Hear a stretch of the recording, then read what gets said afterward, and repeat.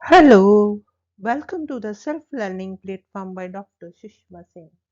Today we are going to start Unit 15 Classical Liberalism, and our topic is Rise of Liberalism. Liberalism as a whole was a massive movement that made itself feel in all the countries of the Western Europe and in America.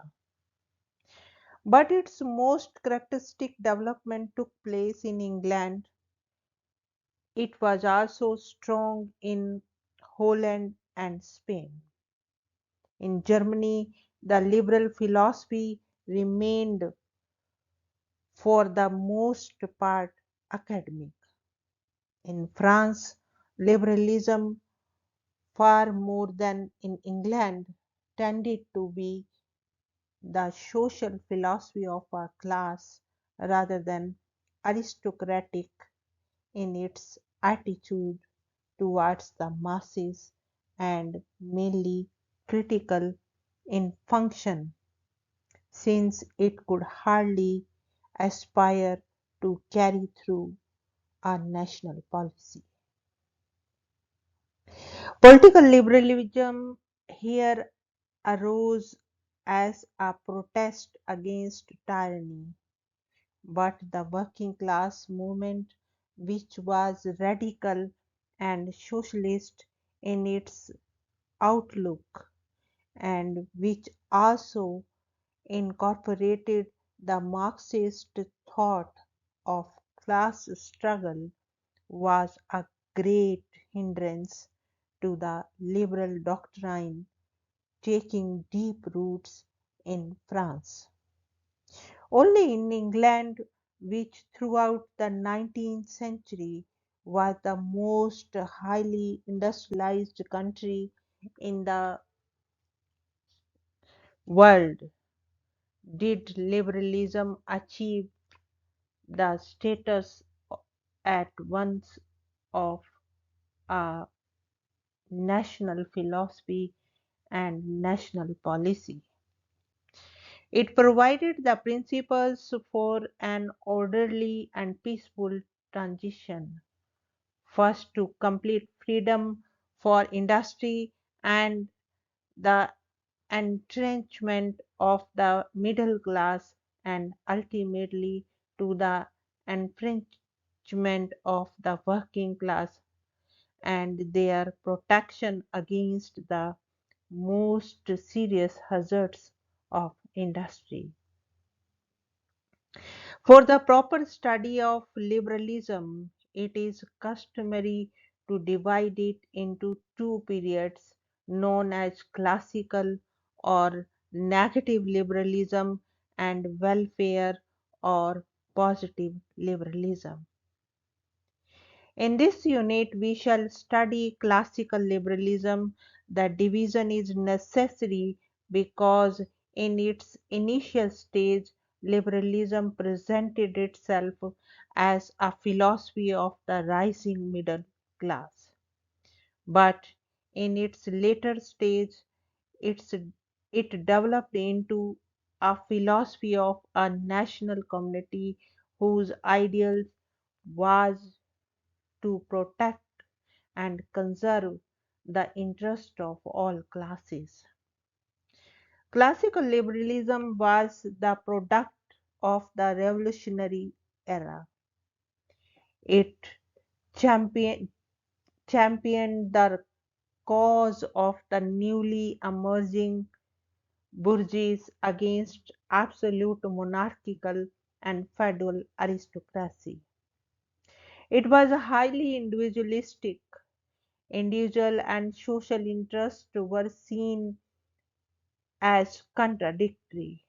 On the other hand, the distinctive features of welfare liberalism was a recognition of the reality and the value of social and community interest along with individual interest.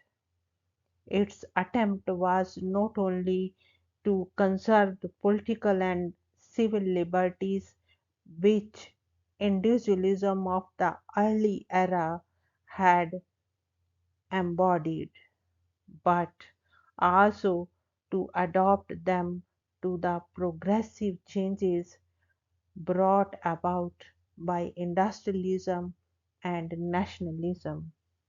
Now, let us have a look at classical liberalism.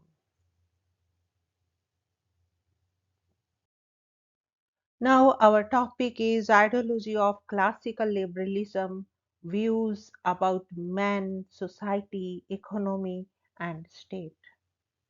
Classical liberalism is called by different names like negative liberalism, individualistic liberalism, laissez faire liberalism, free market liberalism, integral liberalism, original liberalism, etc.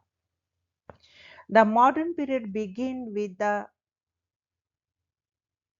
5th century.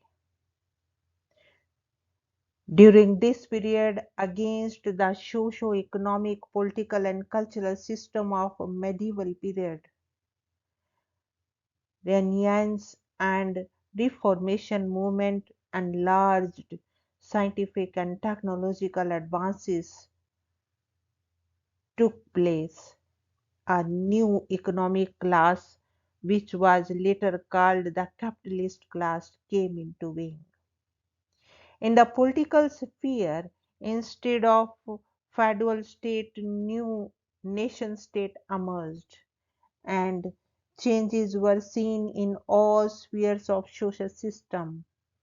In such an atmosphere, a new philosophy, that of classical liberalism, emerged, which found expression in the writing of various thinkers, prominent among whom were Thomas Hobbes, John Locke, Adam Smith, Malthus, Richard Bentham, James Mill, J. S. Mill, Herbert Spencer, William Seen, and Thomas Paine. The social structure of Middle Age was based on the hereditary principle of feudalism, the particular feature of which was that everybody has a master above him. The peasant had the landlord had the feudal lord had the king had the pope, and the pope had priest above him. The Reformation movement broke the authority of the church. The revival of commerce and creation of new forms of wealth began to challenge the ascendancy of the mobility and demand for political and social reforms that would improve their status and their business freedom from restriction such as the medieval notion of just prince. From the condemnation of lending and borrowing money at interest and from taxes that constituted barriers to free trade, the rise and growth of towns of a new social class, revival of literature and art, birth of modern science and philosophy, and the rise of large centralized state created a new epoch. The medieval ages were based on the privileges of a few, in which individual liberty, right, equality, etc., were totally absent. The birth of the modern period starts with the protest against the absolute and privileged authority, a kind of protest which was prevalent in all spheres of life and which challenged all the restrictions and emphasized the autonomy of individual, his liberty and his rationality. The protest expressed itself in the form of secularism against religious fundamentalists, free market capitalism in the field of economics, a government based upon consent in the field of policies, and individualism and humanism in the field of sociology. Liberalism is associated with these progressive ideas, which accompanied the gradual breakdown of traditional social hierarchies. Historically, it was a modernizing force. It was opposed to what was traditional and feudal and friendly to the new emerging social order of bourgeois society. Born in opposition to the world dominated by monarchy, aristocracy, and Christianity, liberalism opposed the arbitrary power of kings and privileges of the nobility based upon birth. It questioned the whole tradition of a society in which man had a fixed station in eye. By contrast, it favored an open meritocracy where every energetic individual could rise to respectability and success. Liberalism believed in a contractual and competitive society and a free market economic order. It favored free thinking, nationalism, and speculative mode of thoughts. It believed in change, dynamism, growth, mobility, accumulation, and competition. Classical liberalism emphasized the autonomous individual, the idea that man is a masterless man was an entirely novel concept.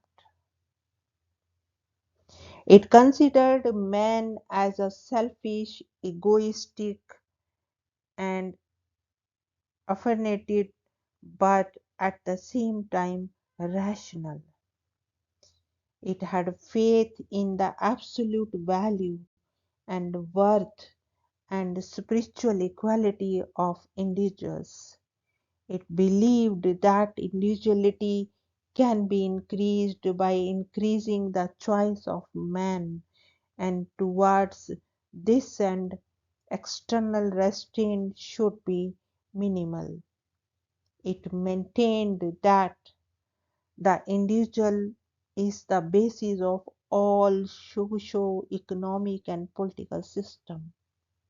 Man was considered as the measure of everything. It believed that man was endowed with certain inalienable natural rights based upon the law of nature.